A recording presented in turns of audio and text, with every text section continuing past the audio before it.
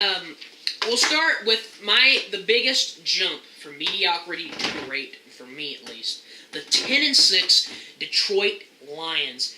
Matt Stafford is the fifth best quarterback in the NFL behind the big four of Manning, Brady, Brees, and Rodgers, I think. They have the best group of skill position guys in Calvin Johnson, Golden Tate, Eric Ebron, Brandon Pettigrew, Joique Bell, and Reggie Bush. I like some guys on their defense, Ziggy Ansah and Ndamukong Suh. And I love that less penalties from their losing Jim Schwartz and bringing in Jim Caldwell, a disciplinarian coach. That'll help them. But their offense is going to carry them to a 10-6 record. I have them 14-2. I think that they're going to be great. 14-2. They're the best team in the NFL. That's right. Oh, no. I think that the Saints are also going to be 14-2. Ooh. But I think that the Lions are going to be very, very, very good. They're going to be a force. Matt Stafford is finally going to look like a superstar. I really love Matt Stafford. Next, we have 9-7 Green Bay Packers. The loss of B.J. Raji is huge. That's a big loss. I know he didn't play great last year. Clay Matthews, I think, is going to regress. I don't like their secondary. Eddie Lacy will regress, I think. Although, remember a few years ago when Aaron Rodgers had all these toys? They're all gone.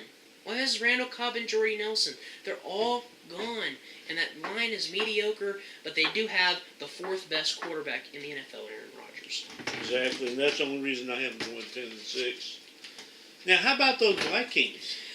I have them going 6-10 because, and I love the team. If you put Cam Newton on the Vikings, they go 11-5. I love the rest of this team. I think Adrian Peterson's going to have another huge year. That quarterback situation is so topsy-turvy. Quarterback controversies never work out, even though I like Teddy Bridgewater. I think they'll hang on to Matt Castle, and hopefully they don't try to bring in Christian Ponder again, but they'll go 6-10. I have them going 6-10 as well. I think that Bridgewater will mature. He's going to turn into a great quarterback. Next year, watch out for the Vikings. And rounding out is the Chicago Bears. Jay Cutler, you do not deserve your money. You should give it all back. You did not deserve it. I like Matt Forte, like Brandon Marshall, like Alshon Jeffrey, but I'm not sold on their defense. And this is shocking. The Bears, they don't have a defense? Yeah, it's kind of like that almost. I'm not buying into the Bears, but they do have enough offensive weapons. They'll go 8-8. I like the Bears. However, I still see that picture in my mind. Of him sitting on the bicycle? Of Mr. Cutler sitting on the bicycle, pumping it during while watching his team burn. NFC Championship. Caleb Haney, that was your one chance to shine. You blew it, bud. Now moving into those NFC South. Oh. Your team, the 14-2 New Orleans Saints. That's right. I love the Saints. I think that they're going to do very well. Breeze is my favorite quarterback. Even more than Peyton Manning. You think he's better than Peyton Manning? I said he's my favorite quarterback. I didn't say he's better. All right, I agree with you. I love Matt Stafford, but don't get me wrong, I'm taking Peyton Manning over him. I would take any of the three. They're going to win their division easily. They'll go 11-5 because of Drew Brees, and that defense is going to be great. The Saints are almost better suited for the playoffs. Honestly, they're almost better suited for the playoffs. And what's the name of that quarterback? The receiver likes to dunk. Oh, Jimmy Graham, your favorite tight end. Ooh. And NFL, get over it. Quit being the no fun league. Be like the XFL. Have fun. Have fun. Don't be like the XFL. They croaked after a year. Don't be like them. Next is the Atlanta Falcons. I want to get your thoughts on Atlanta. Well, I think that they're slightly above average. I like Matt Ryan. Yeah. And I think that they're going to go 9-7. They did not replace Tony Gonzalez adequately. That's going to kill them. Roddy White, Julio Jones, that's the best tandem of wide receivers in the NFL. But their defense does scare me a whole lot. Osi Umenyiora, I think, is going to have a nice year, but I worry. But Matt Ryan, I like Matt Ryan a lot more than some people, so they'll be good. The rushing attack will suffer, though. They'll go 8-8. 8-8, I have 9-7. Now, how about those Buccaneers?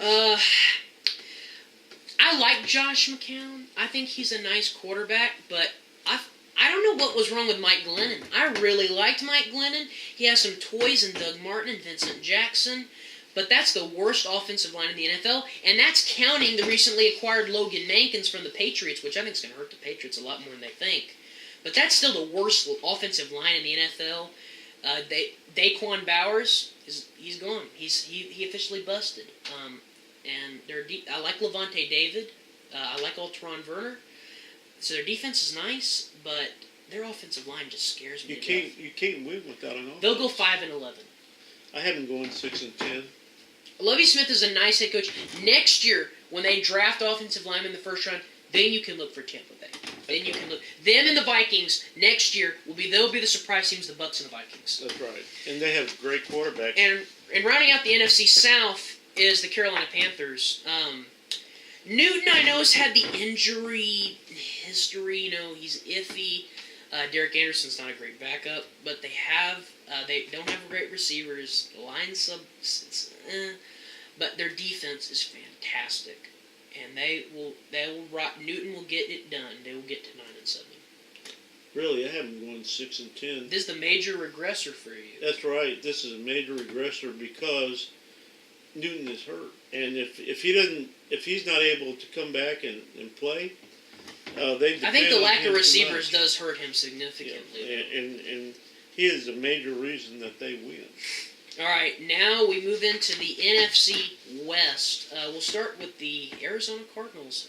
We both agreed they would regress. We both agreed on them going 7-9, and that's for me is because of Carson Palmer and injuries. Tyrann Mathieu, is he 100%?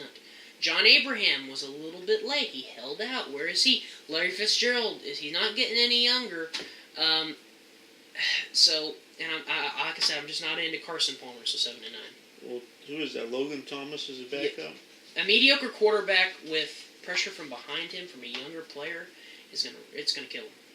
It might, or it might light a fire under him so he can play better. So I have him going 7-9 this year.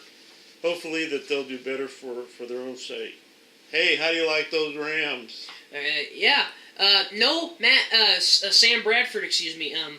They replaced him with Sean Hill. I'm sorry, I think that's an upgrade. Sam Bradford stinks. I didn't like him at Oklahoma. I didn't like him when he won the Heisman and went back next year and he blew out his ACL. I told him not to do that. He did it anyways. Bad decision. He's a bad quarterback. They upgraded with Sean Hill.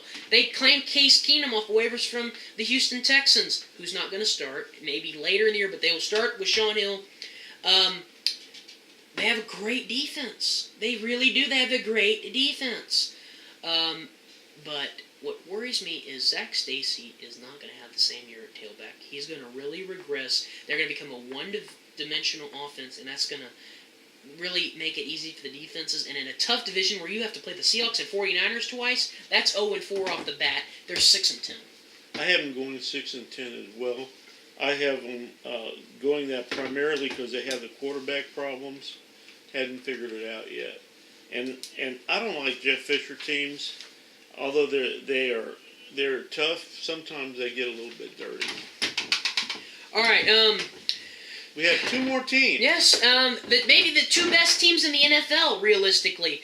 We'll start with the reigning champs, the Seattle Seahawks. Their defense is great. Yes, it's really great. But they didn't have that many weapons, especially at receiver. I mean, Percy Harvin eventually came back in the Super Bowl, but he missed virtually the whole season. Russell Wilson is so overrated, and he has little weapons to throw to. And the one weapon he did have in Golden Tate is gone. He's gone to Detroit, but they're still a great defense. Russell Wilson just has to do enough. They'll go 10-6 and make the playoffs. I have them going 10-6 as well. I like Russell Wilson, but that's about it. They got a real tough defense. The loss of Brandon Browner is a lot bigger than people think. It is. Well, one key ball player can run a whole system. All right, and finally, the San Francisco 49ers. They'll go 12-4 because they are the deepest team in the NFL, I think. The deepest team in the NFL. I know Ray McDonald, Aldon Smith are going to probably be gone for most of the season. It's not going to matter. Colin Kaepernick deserves the money he got. Frank Gore doesn't even need to run anymore. He just needs to retire and enjoy himself. They're the deepest team in the NFL, 12-4. I have them going 13-3. I think that they're going to be great. Yeah. All right, now that was our overview, which then specifically translates into our playoff picks. And I'll start off with mine, and then we'll go to yours. All right. My AFC playoff picture starts off in the wild card round with the Colts playing the Bengals. Andrew Luck will lead them past Andy Dalton choking in the playoff Bengals to a 35-14 victory. In the second, and also in the wild card round, the surprising Houston Texans and the Cleveland Browns, the winners of the AFC North. Manziel's going to want to dominate against Houston, the team he wanted to play for. It's not going to happen because he's going to get hurt by Jadeveon Clowney. 21-20 Texans. In the divisional round, that's where the Texans' miracle run stops. They run into a buzzsaw called the Denver Broncos. And DJ Swearinger will probably blow out his leg because he's going to get chop blocked so many times. Broncos 38-14. Peyton Manning. Peyton Manning will get suspended, yes. Then the Patriots will play the Colts. The Patriots defense will choke against an Andrew Luck-led Colts, especially T.Y. Hilton, 200 yards receiving, 27-13 Colts. And then in my AFC Championship, Broncos over the Colts in a Peyton Manning over Andrew Luck situation, 48-24. Whoa. Yeah. And then in the NFC playoff picture, I will go with the Lions versus the Seahawks in the wild card round. The Seahawks will be the last 8 Super Bowl champs have never won a playoff game the next year. And the Seahawks will make it 9 in a row. They will lose 24-21 to those Detroit Lions. Matt Stafford finally shows he is a star in the NFL. Also, the Eagles will play the Panthers. I'll take the Panthers 27-14. I am on the Cam Newton bandwagon. In the divisional round, 49ers will edge the Panthers again like they did in the last playoff, 28-24. And then 38-15, the Saints will dominate the Lions because the Saints they're almost as deep as the 49ers, but they're not quite. So the 49ers are the NFC champs, 28-8 over the Saints in the NFC title game. So my Super Bowl is the Broncos versus the 49ers. I picked the 49ers 38-22 over the Broncos for the Super Bowl. Do you take the 49ers? Yes. Well, for the AFC, I'm taking the Patriots over the Texans. In the wild card round. In the wild card round. Then I'm taking the Bengals. Hey, hear this. I'm taking the Bengals. Andy Dalton, the playoffs. Andy Dalton over the Colts. Too bad. Too bad, Andrew. Also, I'm taking... In the divisional round. In the divisional. I'm taking Denver versus the Patriots. I'm taking them 42-7. Ooh. They're going to eat their lunch. The defense, you think New England's that bad? No, I think Denver's that good. Oh, okay. Then I'm taking Johnny football. Oh, he's going to be starting over Hoyer by this time. By that time, I'm taking him over the Bengals 35-20. So Andy Dalton's run ends there. That's right. That's when that run ends there. Then, for the NFC, I'm taking Frisco over Seattle 48-24. That's a playoff game I want to see so bad. And the Colts are so happy about that because they won't have to face that defense. That's a game we want to see so bad. However, the Colts don't have to worry about that because the Bengals would have beat them. Then I'm taking the Green Bays over the Philadelphias. That's going to be 17-13. And my Detroit Lions are going to beat the Frisco 49ers 34-26. And of course, then I got Drew Brees and the Saints beating the Green Bays 47-31. Mm-hmm.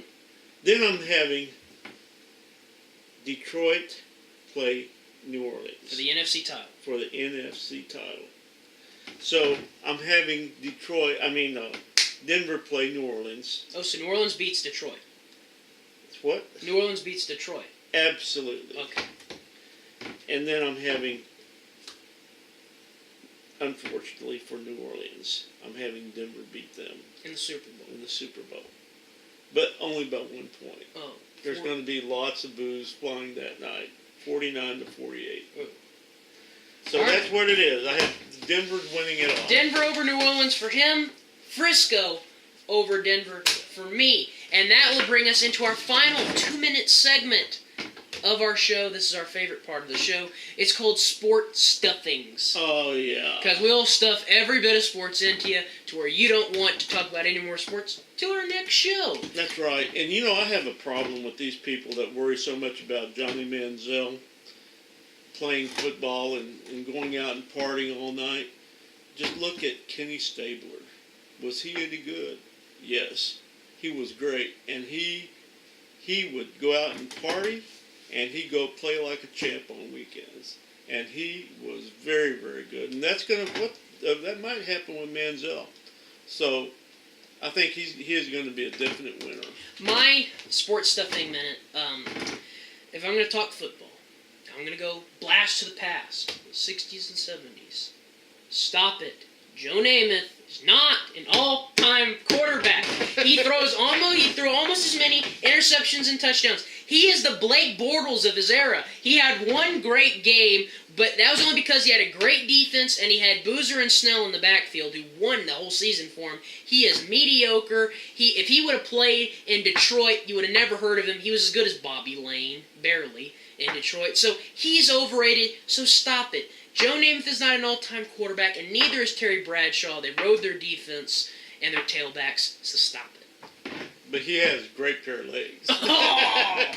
All right, so that is Sports Stuff 365. This is our inaugural show, our NFL season preview.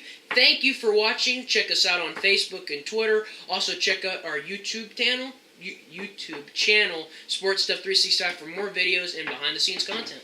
I'm George. I'm Travis. We'll see you then. This is Sports Stuff 365. Bye.